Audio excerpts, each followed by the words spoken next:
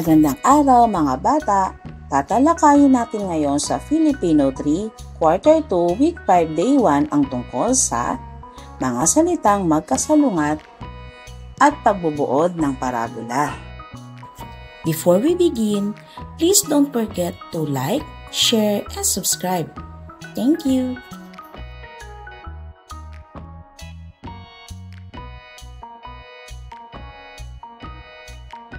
Panimulang gawain. Magandang araw mga bata! Noong nakaraang linggo ay tinalakay natin ang mga salitang naglalarawan sa paraan ng paggawa ng kilos. Subukin nga natin muli ang iyong natutunan dito sa pamamagitan ng pagbibigay ng halimbawa. Gawaing paglalahad ng layunin ng aralin. Mga salitang may kaugnayan sa salitang nasa loob ng bilog. Narito ang isang graphic organizer na kung saan nasa gitna ang anak na alibugha. Ano-anong mga salita ang may kaugnayan dito? Batay dito sa ating graphic organizer, ito ay ang mga sumusunod. Nagsasayang ng pera at pag-aari, nagwawala, hindi marunong magpahalaga at pabaya. Mamaya ay magbabasa tayo ng isang kwento at tuklasin natin kung anong katangian ng anak ang ipinakita rito. Pero bago yon, pag-usapan muna natin ang kasalungat na kahulugan ng mga piling salita. Gawaing pag-unawa sa susing salita o parirala. Mayaman. Ang kasalungat, mahirap. Si Ana ay mayaman kaya marami siyang bahay. Si Pedro ay mahirap at nakatira lamang sa maliit na kubo. Gutom. Ang kasalungat nito, busog. Pagkatapos ng klase, si Lisa ay gutom. Nang kumain siya ng tinapay, siya ay busog na. Sagana. Ang kasalungat, kakulangan o kapos. Sagana sa gulay ang kanilang bakuran, ngunit kapos sila sa bigas ngayong linggo. Magalak. Ang kasalungat, malungkot. Magalak si Carlo dahil may regalo siya. Nalungkot naman si Juan dahil wala siyang natanggap. Pagbasa sa mahalagang pag-unawa o susing idea. Sabay-sabay nating basahin ang pamagat ng kwento. Ang kwentong ito ay isang halimbawa ng parabola. Ano nga ulit ang katangian ng parabola? Bilang isang kwento, ang parabola ay isang maikling kwento na karaniwang mula sa Biblia at nagtuturo ng mabuting aral o asal. Ginagamit dito ang mga pangyayari sa pang-araw-araw na buhay upang ipakita ang mahalagang aral tungkol sa pananampalataya, kabutihan at tamang pag-uugali. Ang alibughang anak. May isang mayaman na may 2 anak na lalaki. Hiningi ng bunsong anak na sa kanyang ama ang parte ng kayamanan nito. Kaya naman hinati ng ama sa 2 ang lahat ng kanyang yaman. Pagkalipas ng ilang araw, ipinagbili ng bunso ang kanyang kabahagi at nagpunta sa malayong lupain. Nilustay niya ang lahat ng kayamanan sa mga bisyo. Nang maubos na ito ay nagkaroon naman ng matinding tagutom sa lupaing kanyang pinuntahan, kaya't siya'y nagsimulang maghirap. Namasukan siya sa isang taga roon at siya'y pinagtrabaho nito sa isang babuyan. Sa sobrang gutom ay halos kainin na niya ang pinagbalatan ng mga bungang kahoy na pinapakain sa mga baboy. Nang makapag-isip-isip ang bunsong anak, naalala niya na sa kanilang tahanan ay maraming upahang utusan ang kanyang ama. Ang mga iyon ay sagana sa tinapay samantalang siya ay namamatay dahil sa gutom. Kaya nagpasya siyang bumalik sa kanyang ama. Siya ay hihingi ng tawad at makikiusap na tanggapin kahit bilang utusan na lamang. Malayo pa'y natanawan na siya ng ama at naawa ito sa sinapit ng kanyang anak. Niyakap niya ang anak at hinagkan. Sinabi ng bunsong anak, "Ama, nagkasala ako laban sa langit at sa iyong paningin. Hindi na ako karapat-dapat na tawaging anak mo." Gayunpaman ay tinawag ng ama ang kanyang mga utusan at sinabing, "Padali, dalhin ninyo ang pinaka-mainam na kasuotan at isuot ninyo sa kanya.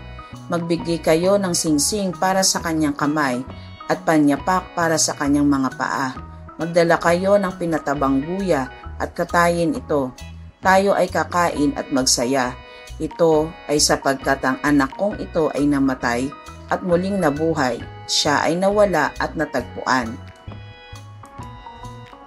Pag-uwi galing sa bukirin, ay narinig ng panganay na anak ang kasiyahan sa kanilang bahay.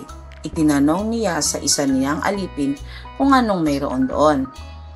Anang alipin ay dumating na umano ang bunso niyang kapatid. Nagpapatay ng guya ang kanyang ama dahil umuwing malusog at walang sakit ang kapatid niya.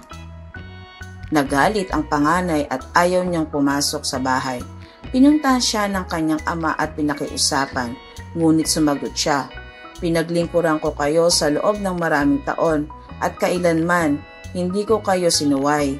Ngunit ni minsan hindi niyo ako binigyan ng kahit isang maliit na kambing para magkasayahan kami ng aking mga kaibigan." Tumugon ang anak at sinabing, "Anak, lagi kitang kasama at lahat ng akin ay sa iyo.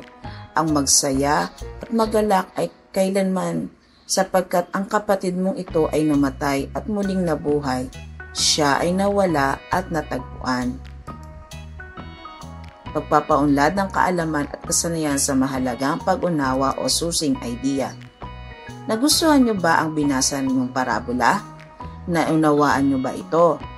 Kung gayon, sagutin ang mga mahalagang tanong.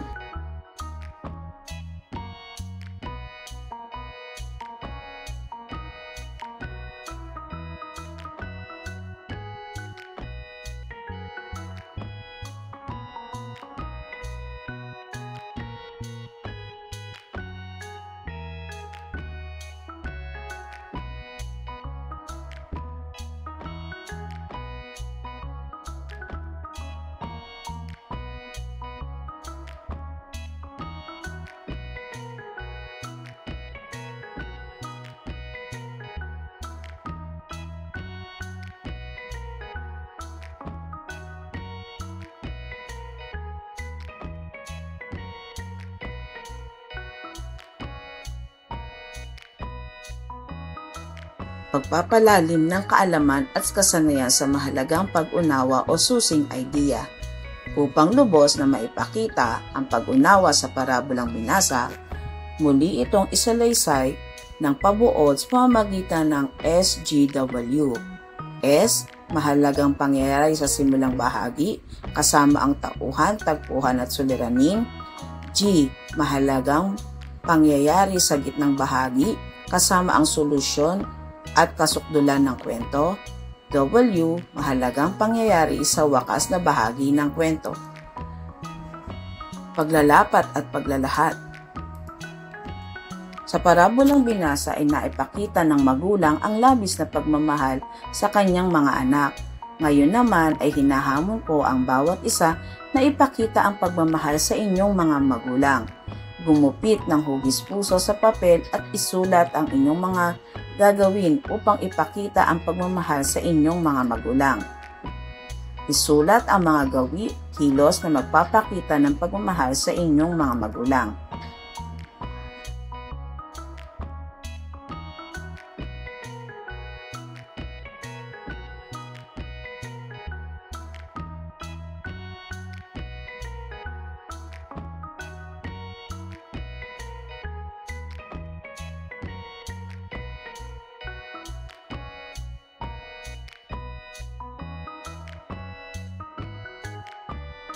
Ilapat natin.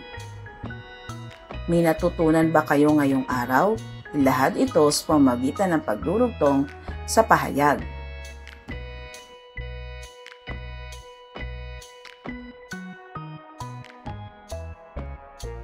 Pagtataya ng natutunan. Ibuod ang parabola, ang alibughang anak sa pamamagitan ng pagsusunod-sunod ng mga pangyayari gamit ang letrang A to E.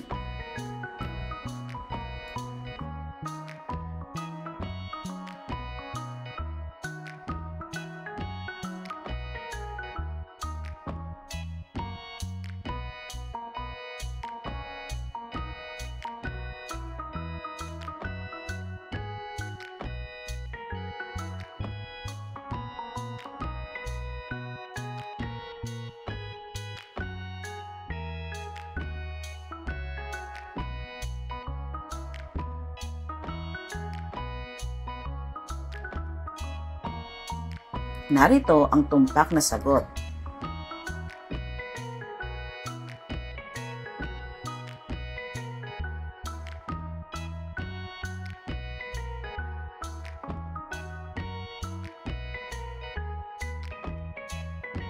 Para sa ating recitation, pumili ng isang kwentong nagpapakita ng pagmamahal ng magulang sa kanyang anak. Ibuod ito gamit ang 5 pangungusap. Isulat ito sa papel.